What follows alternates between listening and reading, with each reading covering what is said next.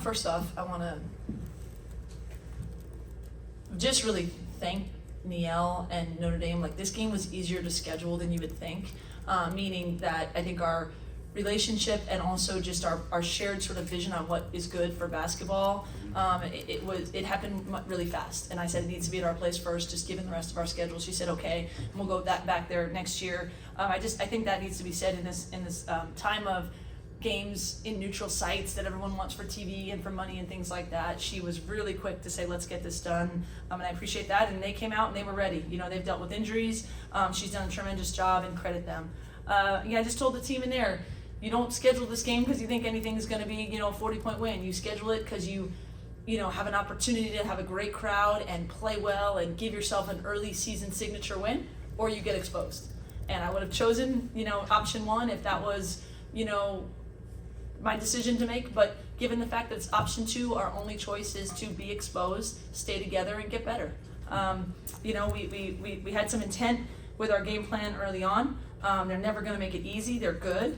I thought we let them get going in transition in that first quarter. I thought we clawed and fought our way back, even though I'd never felt like we were really clicking in that first half. And I felt like the fact that we didn't win the second quarter by more when we had, like, if we'd gone to the locker room down 3 versus down 7, I just thought we could never wrest control from them. And then just disappointed kind of in the fourth that we didn't, compete the way that we want to compete to keep this a game and gives ourselves a shot at the end. But, I'm rocking every single day and twice on Sunday with the women in our locker room.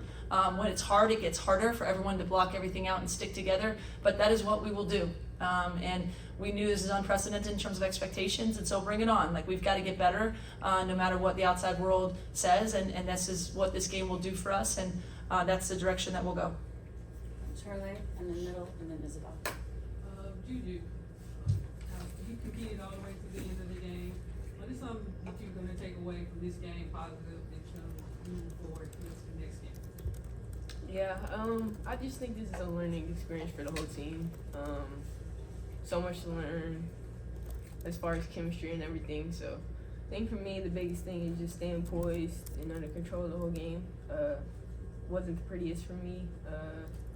So just continuing to, lock in. JuJu, what do you think their defense did to kind of make you guys uncomfortable there to start the game? Yeah, I mean, they're a great defensive team. Just relentless. So it was definitely an adjustment, and so we just have to learn to take care of the ball better. Isabel? So a lot of people, when it comes to the Fighting Irish, they talk about Hannah and they talk about Olivia Miles, but sometimes they kind of forget about Sonia, and she did a really good job today disrupting you guys. What can you say about her as a player? Just for me? Oh yeah, JuJu, sorry. Oh yeah. Yeah, she's a great player, great team. So, yeah, she's a good player. I would say I think they did their jobs. Like, they put length on JuJu with Citron and Prosper, and then they sent Hannah running around, like the sort of disruptor that she is. And so I do think that doesn't work if the initial defender doesn't do their job. So I thought, they tried to make JuJu's life hard by putting length on her, and then it works together as a system. But Citron's always been a scoring threat, and I think they use her, defensively to kind of be that glue, and then that lets Hannah do what Hannah does. Alexa, Terrence, and then Doug. Lindsay, what are the difficulties that come with trying to defend a backcourt with Hannah Dalton and Olivia Miles, especially when they're doing a little bit of everything on the court? Yeah, I mean, everyone always say it's a guards game. They're very dynamic. The number one thing is you got to try and keep them out of transition because it's hard to game plan for transition. They're both a threat. Where do you put your perimeter defenders? Where do you, what do you do with the bigs? You try and keep them off of easy things. And I thought, you feel like you're doing a decent job on Miles, and she goes crazy in the second half, right? Or then you think you're making them take a tough shot, and then Hannah gets out in transition. So it's difficult. It's difficult to have two dynamic guards out there, but I still think it'll make us better, and we'll do even better next time. But they're obviously a really good team for a reason, and credit to them for coming out here ready to go. Terrence? Coach, this is the second time this year that you guys have had 20+ turnovers in a game. Going forward, what are you guys going to do to try and clean that up? I mean, shoot, be a lot better, be more disciplined, try to figure out how to play fast and be aggressive, which should be a strength of ours, but how to execute when it's time to execute, or how to not play into a team's hands that has a defensive identity like that. I mean, you know, the two games you're referring to are Ole Miss and Notre Dame, who both have, you know, defensive, you know, problems they face. They cause you, but we got to do a better job knowing that that's coming and being better. And again, this is a marathon, not a sprint, or as TVO has said before, it's a marathon, but a series of sprints all at once, right? It's not like we're like, oh, let's just, you know, hope we can get better, you know, later. So we got to speed up and get better, but we're not going to find that out unless we're playing teams that can turn us over. So here we are. Doug, Tyler, Henry. Lindsay, I got two quick ones for you. One, just, you guys announced for the Kenny who's out Yep. for a bit, talk about her and that. And the second one is just, you mentioned how this was a great game for the sport, getting them to come out here early in the season. How big is it with this weekend in California with the 4 great teams Yeah. playing each other so early and not Yeah. neutral sites? Yeah, I'll address Kennedy first. I mean, I just, to me, injuries are just the worst. I mean, it's just the hardest, worst part of this world that we live in, of athletics and coaching. I hate injuries. You know, that being said, they're part of it. They're part of it. And Kennedy has been incredibly important to us. I think I've said this before. She's the best incoming freshman defensively that I've had in my career. And she is a big part of the things that we do. And we're thankful that she will be back this season. I know it, you know, just sort of broke her not to be able to be out there today. That said, everyone deals with it, and you know, it will be an opportunity for other players on our team to step up and us to really develop the depth that will make us good long term. And if we can turn that into positive, that's what it will be. For the whole, you know, LA being the center of women's basketball universe this weekend is really special. You know, I think from my beginning time in women's college basketball, and especially when I was in the Pac-12 at Cal, everyone always knew, you know, how great USC and UCLA are as destinations, right, and as places, but it was always, does LA care about women's basketball? And I think we're proving that, you know, look at this building, right, the sellout, the star power that's here, the regular people who come just to watch great basketball. It's really, I think, an important thing, and again, credit to the opposing teams that are willing to come out here and do home and homes, but this is a great weekend for the sport in LA, and we're glad to be part of it. We're just disappointed, you know, that we didn't hold up our end for our home fans. Tyler. Lindsay, Tyler, looking no cap space. You mentioned at the beginning of the press conference about the difference between the 7 points versus 3 points going into halftime and whatnot. For you, those little differences, it might not seem a lot in the moment, but as they kind of add up, what do you feel like is kind of the blockade or the hump to get over for this team to make the difference between the 7 and? Yeah, I mean, first I'll say I never felt like we were playing great, you know. So I wanted to kind of, and I thought the team was fighting, right? We got out in transition a couple times, like.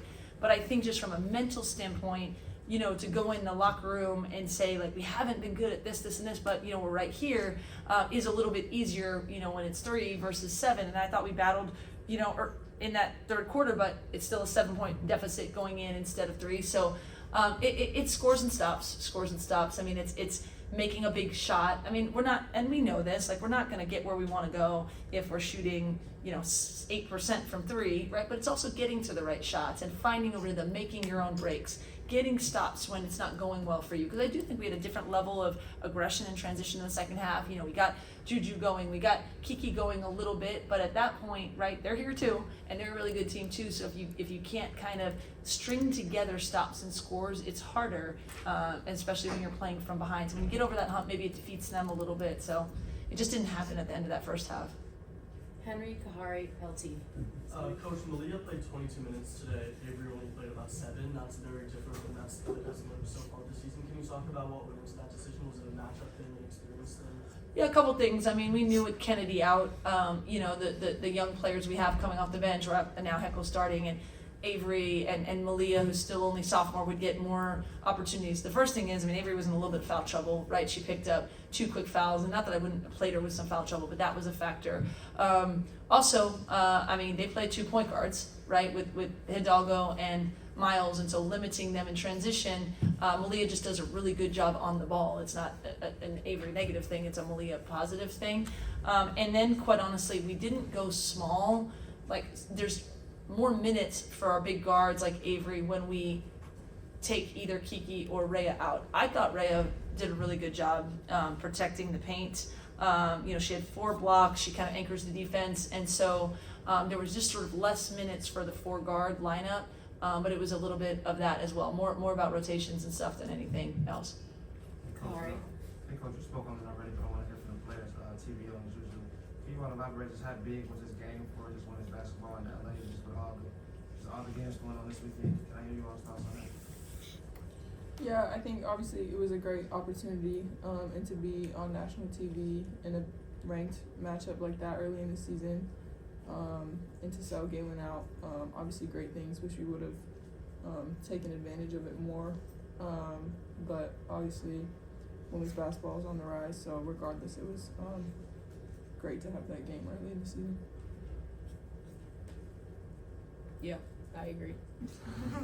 LT, Sirit, and then Coach, LT, I was just thinking as I was looking at the upcoming schedule for the Big Ten, we're so used to playing the Pac-12 teams twice a year and everything, but now this is a brand new beast right now. Teams ain't never played before. So how do you guys prepare for something like this for the upcoming season? Yeah, our staff has talked about that. Having been in the Pac-12 for so long, you know what people are going to do out of timeouts. You know what they're going to do when you're down, when you're up. You just know the personalities of the coaches better. And you played everyone pretty much twice. Yeah. Now we play everyone once except UCLA, so we better get ready. Each one's going to feel like a tournament game. We don't get a do-over and say, we'll get them back at home and we'll watch the scout and we'll see. We need to bring what we're doing, in that one opportunity and get ourselves ready. But that's an interesting, unique challenge. I don't think our players, when they face up against someone, at Nebraska or at Michigan State are necessarily looking at someone that they played against since they were in 9th grade, like we have in the Pac-12. So personnel scouts are a little bit new. It's new and fresh, and at the same time, no one's as familiar with us either. But it's just something that makes for a unique season in that sense. Thank you. Sirit. JuJu, I noticed you were studying the box score there. I was curious what stood out to you. Yeah, I mean, I look at the box score all the time. Kind of hard to take my eyes off of it, just seeing how, how many mistakes we made and areas we could improve on. So, it's just, like I said, great thing to learn off of. Terrence, and then last question. Coach, you won't show up on the box score, but Kaylee came in and showed a lot of effort instantly. What can you say about someone who's not usually starting, coming in, showing that type of effort? Yeah, I mean, we signed her for a reason. We believe in her. She has really unique talents. She's so fast. She's a competitor. Difficult situation to be in and have your first start be against, the Irish with this backcourt. But we have a ton of confidence in her. This will be good, for her going forward and good for us going forward. And, just got to be ready with various matchups, that come. And like we said, with what Kennedy brings, no one is really her, but everyone brings their own unique thing, and we got to figure out how to, get the best out of our talent while Ken is out and keep getting everyone else better. Hey Coach, Gio Kanyes, the Sporting Tribune. At times it just seems that the ball kind of stuck in the half-court situations. How can you guys improve on that as the season goes on? Yeah, I mean, that's on me. We have to get better with it. We've seen every type of game plan, so we want to play fast in transition before the game plan sets up, but we have to be better executing. We just do. We have to be, know what the play is, commit to running that play, and then make reads off of it, because, if we're running a set and all of a sudden, Hannah's jumping the ball, we're not going to run the set through, but you got to be in the right spot so you know what the next right read is, and that's a growth and a learning, thing for us. We don't have small goals, we have big goals. And so wherever it is that we want to go, we're not going to get there just by, scoring in transition and being a team that doesn't get to what we want in the half court. And we have to do better with that. We have to have better communication on the floor. I have to demand that of them better, and you'll see improvement there. I'm certain of that.